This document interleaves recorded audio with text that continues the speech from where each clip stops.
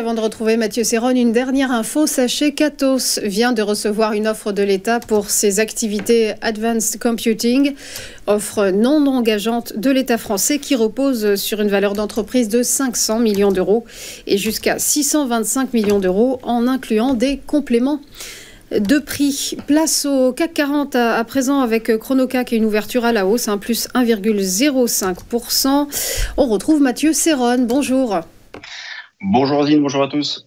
Vous êtes trader et fondateur de Galileo Trading. L'indice parisien a donc repris un peu d'allant vendredi dernier et semble poursuivre cette belle trajectoire ce matin.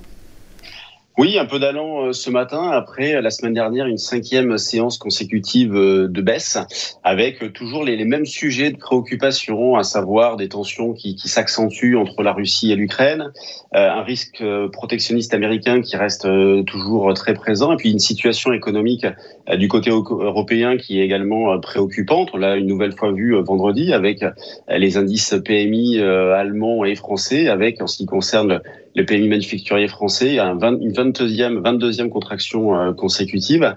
Donc une économie européenne à bout de souffle, avec désormais des regards qui vont être tournés bien évidemment vers la Banque centrale européenne, dont la prochaine réunion aura lieu le 12 septembre. Est-ce qu'une éventuelle baisse de 50 points de base peut être un moteur pour la hausse pour les prochains jours? La question mérite d'être posée.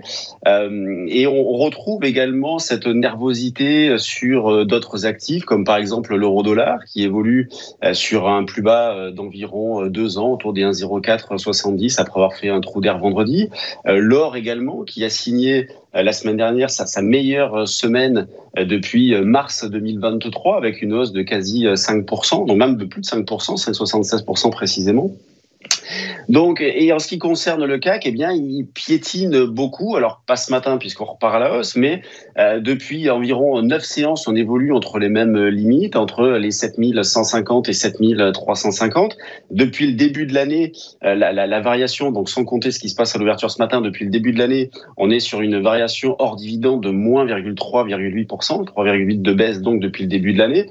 Lorsqu'on y intègre les dividendes, on a un repli de 1% environ. On est loin des autres indices, comme par exemple le DAX qui hausse de 15% depuis le début de l'année, et puis le SP500 hausse de 25%. Donc moi, dans ce contexte-là, eh bien, je prends comme pivot 7350. Donc jusqu'à présent, j'avais plutôt tendance à vendre en dessous et pour stopper les ventes juste au-dessus. Donc là, on est vraiment à proximité de ce pivot-là, parce que sur le futur, les niveaux que je vous donne sont sur le futur, échéance décembre, on est actuellement à 7345 points.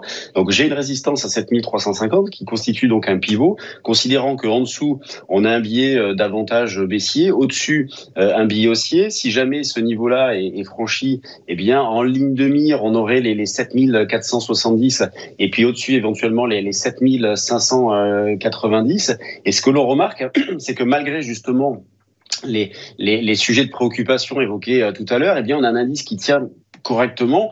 On l'a vu la semaine dernière, à chaque fois qu'on s'approchait de la zone des 7150, nous avons eu des rebonds. Et c'est pour ça que moi, dans cette phase-là, ce que j'ai tendance à faire, c'est quand on revient en arrière justement à proximité de cette zone support-là, eh bien j'achète des calls. Vous voyez, j'achète des calls pour fermer le risque de vente de futurs à venir et pour jouer un petit biais haussier, on va dire sans risque entre guillemets, puisque dans ce genre de situation-là, la perte maximum est la prime qui est payée.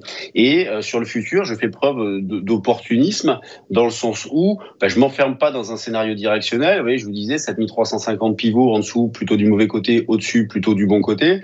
Il faut rester opportuniste. Vous voyez, on n'est pas dans une phase où les probabilités de réussite sont maximum. On fait beaucoup de surplace. On avait passé 9 séances précédemment entre, on va dire, 7350 et 7550. Désormais, c'est 9 séances entre 7150 et 7350. Et donc, comme je vous disais, moi, je surveille donc le franchissement de cette zone-là. Quand on regarde, par exemple, sur le DAX, donc l'indice allemand, la situation est un petit peu différente où, là aussi, on avait un petit pivot de 19 350-400 et puis qui a été franchi. Donc, on a un biais haussier. Mais sur le fond, vous voyez, l'indice allemand, lui, il reste haussier. Donc, c'est pour ça que sur le CAC, on a des indications directionnelles qui se télescopent un peu avec, en une toile de fond, on va dire, un billet, on va dire, neutre, et puis après du court terme qui évolue au gré de la spéculation, au gré des algos, au gré des news aussi. Et donc là, pour ce début de séance, début de semaine, un billet un petit peu plus haussier. Et puis à noter également qu'on aura une semaine écourtée cette semaine aux États-Unis